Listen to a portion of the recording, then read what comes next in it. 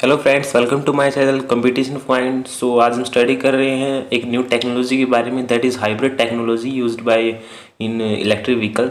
So let's start our today study the technology powering the hybrid electric vehicles. So the story so far is like that. In recent month, automaker Maruti Suzuki, Toyota, Honda have launched hybrid vehicle in India, offering a car buyers more choices in the nascent electric vehicle market. These new hybrid electric vehicle from different automaker are relying on the hybrid technology and its advantage over conventional internal combustion engine, that is ICE powered vehicle, to change car buyers into minds. So आज हम study कर रहे हैं what is the hybrid vehicle. So next question we have is what are the hybrid vehicle. So hybrid vehicle uses an ICE, that is a petrol or a diesel engine, and one or more electric motor to run. It is powered by the electric motor alone, which use only energy stored in batteries by the ICE or the both. The powertrain of HEV is the more complex than a regular ICE powered car, as it has a EV component and conventional ICE. That means typical HEV will have a low voltage auxiliary battery, a traction battery pack to store electricity for the electric motor, an electric generator, an AC DC converter, a power electronic controller, a thermal system to maintain working temperature, a fuel tank, a fuel filler, a transmission, and an exhaust system. So these are the basic component for a hybrid electric vehicle. We have the next question: how do HEV powertrain works? So the working of HEV powertrain is like that. HEV powertrain are designed to power car in a series parallel or a series parallel methods. A series HEV uses only the electric motor to drive the wheels, while the ICE power the generator, which in turn recharges the battery. A parallel HEV, based on the driving condition, uses the best power source to power the vehicle. Also, a series parallel HEV offers a combination of both models and allows to split power, wherein power is routed from the ICE alone from the battery to the electric motor to drive the vehicle. So these are the three connections, that is series parallel or series parallel both are used in the hybrid vehicles. So next question we have: how does regenerative braking works?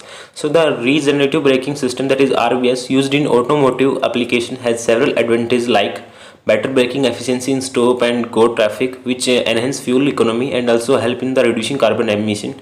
Beside, RBS also help in the energy optimization, resulting in the minimum energy wastage.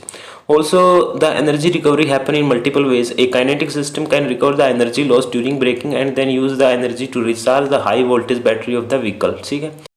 Also, lastly, a hydraulic system uses pressurized tank to store the vehicle kinetic energy and can offer a high energy recovery rate, which is ideal for heavy vehicles.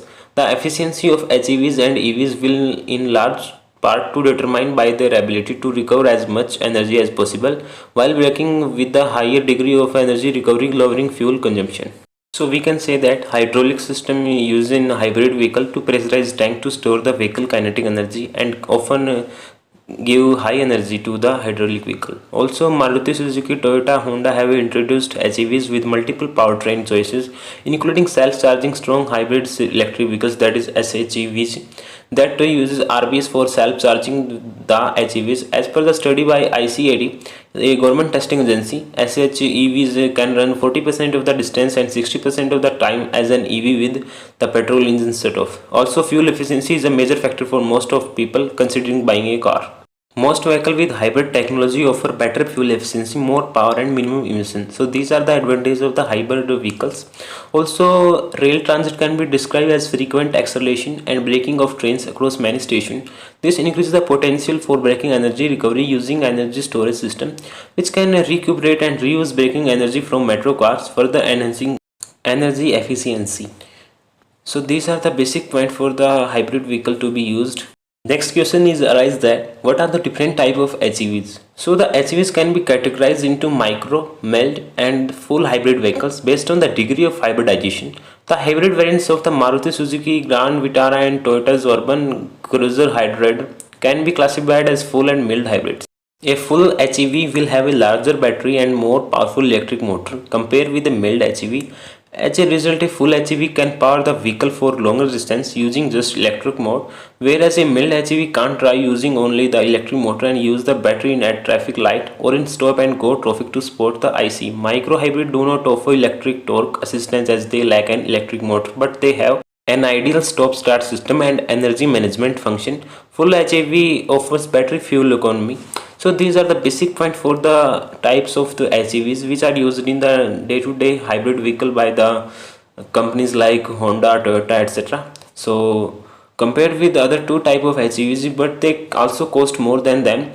Plug-in hybrid electric vehicles, that is PHEVs, that are just like full HEVs, but they can be charged using a wall outlet as they have an onboard charger and charging port. PHEVs generally use the electric motor until the battery is almost drained and then automatically switch off the IC. PHEVs account for the 23% of the 1.95 billion global EV shipment in the first quarter of 2022 as market research firm Counterpoint. So this was the difference between PHEVs and the full HEVs that are used in the hybrid vehicle. Next question we have, what are the main advantages of using hybrid technology? So the main advantage is like that fuel efficiency is a major factor for most of people considering buying a car. We all know about it. Most vehicles with the hybrid technology offer better fuel efficiency, more power and minimum emission. The design of hybrid vehicle for reduced engine size and car weighted as compared to IC vehicles translated into increased mileage to favor the demand for these vehicles. So this was the advantage for using hybrid technology. Also next question we have, what are the some challenges of hybrid technology in the price sensitive market like India? One of the major challenges for HEVs is the high vehicle cost, but battery, a vital component of an HEV, increase the cost of vehicle, making its pricier than a vehicle powered only by an IC. The RBS also adds the higher cost of an HEV. Next question we have, are HEV helping the auto industry transition from IC vehicle to EVs? So the answer is like that automotive industry is transitioning with an increasing focus on hybrid and battery electronic vehicles. Meanwhile, the rise in fossil fuel prices, increase in the adoption of the clean mobility solution and stringent government norms for emission control drive the growth for the global EV market. SHEVs will play a critical role not only in reducing fossil fuel consumption, carbon emission and pollution, but also in creating local EV parts manufacturing ecosystem while simultaneously protecting the huge existing investment and jobs related to IC parts manufacturing, thus ensuring a faster and disruption-free technology. Also, SHEV adoption will also accelerate BEV adoption as the technologies have common electric powertrain parts that will help in creating aggregation of demand at parts level for local manufacturing, thereby helping in reducing cost for SHEV and BEVs to create a viable ecosystem for electrified vehicles. So this was the analysis of hybrid vehicle from my side. If you like this analysis, please don't forget like, share and subscribe. Have a nice day. Thank you.